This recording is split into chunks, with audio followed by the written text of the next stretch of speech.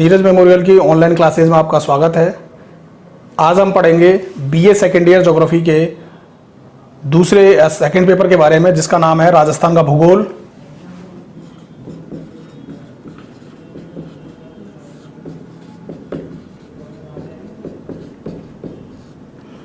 और राजस्थान का भूगोल का सिलेबस भी जैसा आप जानते हैं 5 भागों में बटा होता है। हर यूनिट लगभग 15 मार्क्स के क्वेश्चंस को रखती है और हम इन यूनिट्स के बारे में डिस्कशन करेंगे। हमें पढ़ने का स्ट्रेटेजी कैसे रखनी है, पेपर कैसे बनेंगे, क्वेश्चन पेपर में किस प्रकार से क्वेश्चंस आएंगे। पहले बात करते हैं हम यूनिट नंबर फर्स्ट की। यूनिट नंबर फर्स्ट में एक सबसे महत्वपूर्ण टॉपिक है इस पूरी बुक का, वो है प्रस्तावना एवं राजस्थान का निर्माण। इस टॉपिक के अंदर स्वतंत्रता के बाद राजस्थान जो एक राज्य के तौर पर बनना स्टार्ट हुआ राजपूताना के तौर पर, उसका निर्माण जो 1956 तक चलता रहा, उसके बारे में, उसके निर्माण के चरणों के बारे में पढ़ा जाएगा। उसके बाद निर्माण के चरणों के बाद इस राजस्थान में एक राज्य के तौर पर उसे चलाने के लिए इसे कुछ प्रशासनिक भागों में बांटा गया, जिनमें से हम इन प्रशासनिक भागों को संभाग भी बोलते हैं, संभागीय क्षेत्र भी बोलते हैं, जिला स्तर पर भी बोलते हैं। तो वह आएगा प्रशासनिक ढांचा। यहाँ ये दोनों जो टॉपिक हैं वो राजस्थान के ऐतिहासिक और राजनीतिक स्थितियों को दर्शाते हैं। इन दोनों भागों से हमें राजस्थान के मानचित्र को भी अच्छी तरीके से समझा जा सकता है कि कौन सा जिला किस क्षेत्र में किस दिशा में स्थित है। इसके बाद भौगोलिक क्षेत्र से अगर हम देखें तो वो टॉपिक स्टार्ट होते हैं यहाँ से। सबसे पहला टॉपिक इसका है भूगर्भिक संरचना। भौगोलिक पॉइंट्स में ये दोनों राजनीतिक और प्रशासनिक ढांचे या ऐतिहासिक बोल सकते हैं। ये है भूगर्भिक संरचना और एक है भू आकृतिक। ये दो अलग अलग शब्द हैं। भूगर्भिक संरचना का मतलब होता है जियोलॉजिकल, ध्यान देने बात, ये होता है जियोलॉजिकल और ये होता है जियो मॉर्फोलॉजी या जियोग्राफिकल।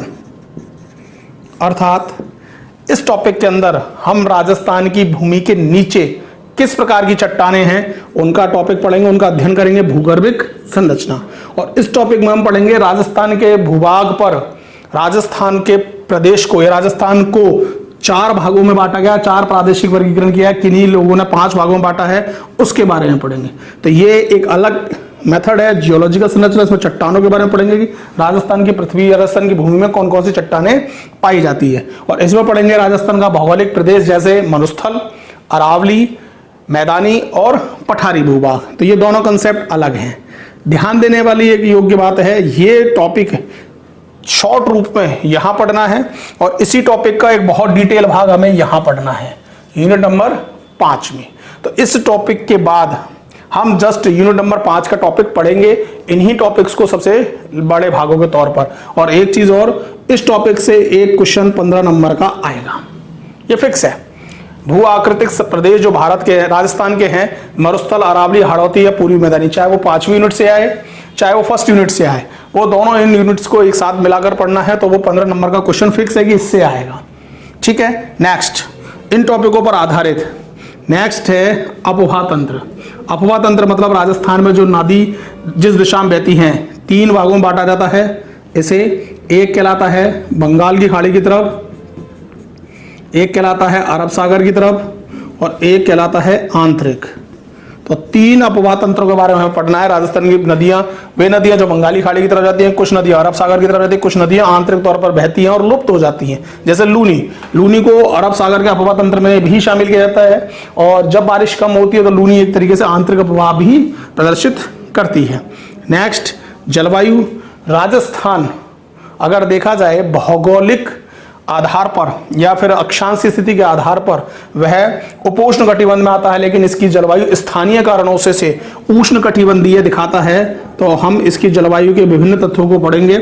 जलवायु प्रदेश के बारे में हम इसमें अध्ययन करेंगे, जो हमारे लिए होगा मुख्य तौर पर कोपेन का वर्गीकरण। ठीक है, इसके अलावा कोपेन के अलावा थार्नवेट और एक है ट्रिवार्था और एक है सामान्य वर्गीकरण। एक अलग टॉपिक है नेक्स्ट, मिट्टियां या मृदा। तो राजस्थान की मृदा के बारे में पढ़ेंगे। राजस्थान में कितने प्रकार की मृदा पाई जाती है, उन प्रकार की मिट्टियां कहाँ पाई जाती है, उनका निर्माण कैसे होता है, राजस्थान की मिट्टी का प्रोफाइल कैसा है। नेक्स्ट एक टॉपिक है प्राकृतिक वनस्पति। प्राकृतिक वनस्पति राजस्थान में वैसे भी करीब 9.5% के आसपास है, वैसे भी बहुत कम है राजस्थान में। देश के औसत लगभग 21 से 24% के बीच में है। तो इसलिए प्राकृतिक वनस्पति जो टॉपिक है वो राजस्थान के लिहाज से इतना महत्वपूर्ण नहीं है। अगर देखा जाए सिलेबस के टॉपिक के अकॉर्डिंग तो यूनिट फर्स्ट सबसे बड़ी है। हमें पैटर्न रखना क्या है, एक पैटर्न बनाने के लिए यूनिट फर्स्ट पढ़ने के बाद डायरेक्ट पढ़ने की पड़ेगी हमें यूनिट नंबर 5। क्यों पढ़नी पड़ेगी? यूनिट नंबर फर्स्ट के अंदर जो 2 टॉपिक है मुख्य तौर पर भूगर्भिक संरचना, भू आकृतिक प्रदेश, वो दोनों टॉपिक यूनिट नंबर 5 के सबसे बड़े टॉपिक से संबंधित है। ठीक है, तो हमें यूनिट नंबर 5 इसके तुरंत बाद पढ़नी पड़ेगी, जिसमें राजस्थान के भौगोलिक प्रदेश नाम का एक टॉपिक, जिसमें मरुस्थलीय वर्गीकरण, अरावली, हाड़ौती और पूर्वी मैदानी। यहाँ यही टॉपिक्स इस टॉपिक के अंदर भू आकृतिक प्रदेश में हमें शॉर्ट रूप में पढ़ने हैं, और यहाँ पर हमें इन्हें बहुत डिटेल अकेले अलग अलग, जैसे राजस्थान के मरुस्थलीय भौगोलिक प्रदेश का वर्गीकरण कीजिए, 15 नंबर में टॉपिक में ये आएगा। ठीक है, इसको हम थोड़ा बाद में देखेंगे। फिर हम आते हैं यूनिट नंबर 2 की तरफ। यूनिट नंबर 2 के अंदर अगर मुख्य तौर पर देखा जाए तो यह यूनिट किससे रिलेटेड है? कृषि से। यह यूनिट है कृषि से रिलेटेड। वही राजस्थान में कृषि का स्वरूप, राजस्थान में कौन कौन सी खाद्यान्न फसलें हैं उनके बारे में, उनके क्षेत्र के बारे में, राजस्थान में कौन कौन सी व्यापारिक फसलें होती है जैसे सरसों, उसके क्षेत्र के बारे में, उन सब के बारे में पढ़ेंगे। जैसे उनका भौगोलिक प्रदेश, उनका उत्पादन, उनके उत्पादित करने वाले राज्य, इनके बारे में पढ़ा जाएगा। कृषि को उत्पादन करने के लिए मुख्य तौर पर किसकी आवश्यकता होती है हमारे राज्य में? सिंचाई, क्योंकि हमारे राज्य में मानसून का अनियमित बहुत ज्यादा प्रभाव रहता है। और यह टॉपिक किससे रिलेटेड रहेगा? अपवाह तंत्र से, क्योंकि सिंचाई परियोजना मुख्य तौर पर नदियों पर ही बनेगी और नदियां अपवाह तंत्र में हम पढ़ते हैं। तो इस टॉपिक से रिलेटेड एक टॉपिक हो गया सिंचाई। राजस्थान में सिंचाई के मुख्य स्रोत तो यहां पर एक है नहरें, कुएं, तालाब, और इसके अलावा नदियां भी हैं कुछ जो यहां से बहती हैं, और कुछ पानी हमें बारिश मानसून से प्राप्त होता है। ठीक है, तो हमें सिंचाई के क्षेत्रों या सोर्स के बारे में इसमें पढ़ना है। नेक्स्ट है मरुस्थलीकरण। राजस्थान में पाया जाने वाली सबसे एक प्रमुख समस्या मरुस्थलीकरण, और इसका पता हमें इससे चलता है राजस्थान में वर्तमान में 61.11% भाग पर मरुस्थल पाया जाता है, और लगभग 12 जिले पूरी तरीके से मरुस्थलीय क्षेत्र में सम्मिलित हो चुके हैं। मरुस्थलीकरण का मतलब होता है मरुस्थल का अपने क्षेत्र को बढ़ाते हुए आगे की ओर बढ़ना, और इसके लिए कौन कौन से कारक उत्तरदायी और से दूर करने के उपाय। नेक्स्ट, मरुस्थलीकरण जब होता है तो भूमि बहुत खराब हो जाती है, और उस खराब भूमि को सुरक्षित या सुधारने के लिए कुछ कार्यक्रम चलाए गए हैं, जिनमें से एक ये है मरुस्थल विकास कार्यक्रम। मतलब मरुस्थल के क्षेत्र का विकास कैसे किया जाए, किस प्रकार से उसकी योजनाएं बनाई जाए। जैसे एक नहर बनाई गई थी IGNP इंदिरा गांधी नहर परियोजना, जिससे राजस्थान के अंदर मरुस्थलीय क्षेत्र का बहुत ज्यादा विकास हुआ है। कृषि का ही साथ हमारे यहाँ पर पशुधन एवं डेयरी विकास। पशुधन हमारे यहाँ पर इसलिए बना क्योंकि कृषि से उत्पादित होने वाले पदार्थ कम है, और उसकी पूर्ति हम करते हैं पशुओं की संख्या से, पशुओं से प्राप्त होने वाले पदार्थों से। तो ये एक सेकंड यूनिट है, वो मुख्य तौर पर किससे रिलेटेड है? कृषि और उससे संबंधित कारकों पर निर्भर है। नेक्स्ट जो टॉपिक है वो मुख्य तौर पर ऊर्जा एवं शक्ति संसाधन।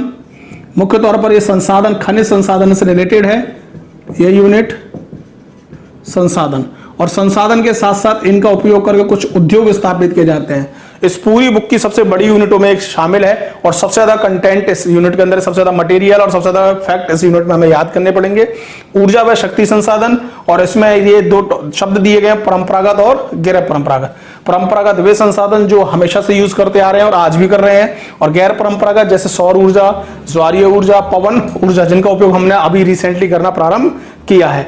यहां किसी एक संसाधन या खनिज का नाम नहीं दिया गया, इसलिए हमें बहुत सारे खनिज पढ़ने पड़ेंगे, क्वेश्चन किस प्रकार से बनते हैं। खनिज संसाधन, राजस्थान में पाए जाने वाले जो खनिज संसाधन हैं जैसे तांबा, लोहा, मैग्नीज, इनमें से राजस्थान में कौन कौन से पाए जाते हैं उनके बारे में पढ़ना। यहां भी हमें नाम नहीं दिया गया है, तो इस यूनिट में स्पेसिफाई नहीं किया गया कि शक्ति के संसाधन कौन कौन से पढ़ने हैं, खनिज संसाधन कौन कौन से पढ़ने हैं, और उद्योग भी कौन कौन से पढ़ने हैं। अगर आपको याद हो फर्स्ट पेपर मानव और आर्थिक भूगोल में, उसमें बिल्कुल क्लैरिफाई था कि हमें लोहा पढ़ना है, तांबा पढ़ना है, मैग्नीज पढ़ना, अभ्रक पढ़ना है। इसके अलावा उद्योग में लौह अयस्क, इसके अलावा कागज एवं लुगदी उद्योग, जहाज निर्माण उद्योग, ये हमें सब पढ़ने थे, लेकिन यहाँ कोई भी डिसाइड बिल्कुल एक तरीके से क्लियर नहीं किया गया है। तो इस कारण से इस यूनिट के अंदर हमें काफी सारी चीजें एक्स्ट्रा पढ़नी पड़ती हैं। एक बड़ा सवाल यहां से भी बनता है, next unit number 4। Unit number 4 अगर देखा जाए मुख्य तौर पर किससे संबंधित है? जनसंख्या से। जनसंख्या राजस्थान में, उसकी जनसंख्या की वृद्धि, जनसंख्या किस प्रकार से बढ़ी दशकीय तौर पर, उस जनसंख्या का वितरण, जनसंख्या में राजस्थान में उसका फैलाव कैसा है, कौन सी जनसंख्या कहाँ कितनी ज्यादा मात्रा मिलती है, जनसंख्या का घनत्व, राजस्थान में जनसंख्या घनत्व क्या है, अधिक घनत्व वाले क्षेत्र, मध्यम घनत्व वाले क्षेत्र और कम घनत्व वाले क्षेत्र, ग्रामीण व नगरीय जनसंख्या। राजस्थान में नगरीय जनसंख्या का प्रतिशत धीरे धीरे बढ़ रहा है, लेकिन आज भी राजस्थान ग्रामीण क्षेत्र ही है।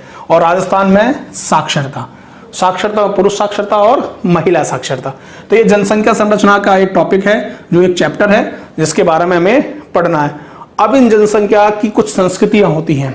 राजस्थान वैसे भी संस्कृति के तौर पर बहुत ज्यादा रिच रहा है, बहुत ज्यादा महत्वपूर्ण रहा है, इसलिए यहाँ की विरासतें काफी हैं। पर्यटन, मेले एवं त्योहार, ये टॉपिक कंपटीशन एग्जाम में भी पूछा जाता है कि राजस्थान में सांस्कृतिक विरासतें, भू पर्यटन, मेले एवं त्योहार। तो ये टॉपिक बहुत महत्वपूर्ण है। इसमें राजस्थान के कई सारे ऐसे सवाल हमें पढ़ने के, ऐसे टॉपिक्स हमें पढ़ने को मिलेंगे जो हम आगे कंपटीशन में इनका उपयोग कर सकते हैं। अगर आपको याद हो, फर्स्ट पेपर में भी जनजातियां और प्रजातियां दी गई थी, वहां भी कुछ जनजातीय प्रजातियों को नाम दिए गए थे। जैसे आपको याद होता है एस्किमो, गौड़, पिग्मी, नागा। ऐसे ही यहाँ राजस्थान की जनजातियां दी गई हैं, जिसमें 4 हैं, भील, मीना, सहरिया एवं गरासिया। और इन 4 जनजातियों में से एक 7 नंबर का सवाल बनेगा ही बनेगा। तो ये कुछ टॉपिक्स हैं जहां से सवाल बनते ही बनते हैं। एक ये टॉपिक है जहां से एक जनजाति के बारे में पूछा जाता है, और एक नेक्स्ट टॉपिक है यातायात एवं व्यापार। ये टॉपिक कम महत्वपूर्ण है क्योंकि राजस्थान में यातायात का विकास अन्य राज्यों के मुकाबले काफी कम हुआ है। तो ये 4 यूनिट तक पहुंच गए। हम नेक्स्ट यूनिट पर आते हैं, 5वीं यूनिट पर। 5वीं यूनिट के अंदर राजस्थान के भौगोलिक प्रदेश वाला टॉपिक हम इस फर्स्ट यूनिट के साथ पढ़ चुके होंगे डिटेल में, इसलिए हम 5 यूनिट का जो हम स्टार्टिंग मानते हैं वो यहां से मानते हैं। राजस्थान की व्यापारिक समस्या, क्योंकि यहां पर हमने लास्ट टॉपिक पढ़ा है व्यापार, अब इसमें आने वाली समस्या है वो हम यहां पढ़ेंगे। तो ये 4थी यूनिट के इस टॉपिक के बाद हम सीधा यहाँ टॉपिक पहुंचेंगे, राजस्थान में व्यापार में कौन कौन सी समस्याएं आती है। हमारा देश हमारा राज्य व्यापारिक राज्य की श्रेणी में कम रहा है। शुरुआत से हमारे यहाँ पर व्यापार के संसाधन और व्यापार के अन्य विकास की संभावनाएं अपेक्षाकृत कम थी, लेकिन अब धीरे धीरे बढ़ रही है। वन, जल, मृदा संसाधनों का संरक्षण एवं प्रबंधन, वन संसाधन, जल संसाधन, मृदा संसाधन के बारे में पढ़ना है, उनका संरक्षण एवं उनका प्रबंधन। और एक लास्ट टॉपिक राष्ट्रीय उद्यान एवं वन्यजीव अभ्यारण्य, राष्ट्रीय उद्यान एवं वन्यजीव अभ्यारण्य। अगर देखा जाए तो ये टॉपिक मुख्य तौर पर इस टॉपिक से रिलेटेड है। आपके बुक्स में भी ये टॉपिक यहां से मिलेगा, प्राकृतिक वनस्पति के बाद ही दिया गया है राष्ट्रीय उद्यान एवं वन्यजीव अभ्यारण्य। तो ये जो यूनिट है, यूनिट नंबर 5, वो यूनिट मुख्य तौर पर यूनिट नंबर 1 के तुरंत बाद पढ़नी है, क्योंकि उसका अधिकांश भाग यूनिट नंबर 1 से ही संबंधित होता है। तो इस प्रकार से राजस्थान का भूगोल का ये पूरा सिलेबस है जिसके बारे में हमने डिस्कशन किया है। अब हम अगली क्लास में इस सिलेबस से संबंधित पेपर्स के बारे में डिस्कशन करेंगे कि क्वेश्चंस कैसे बनते हैं। ठीक है, धन्यवाद।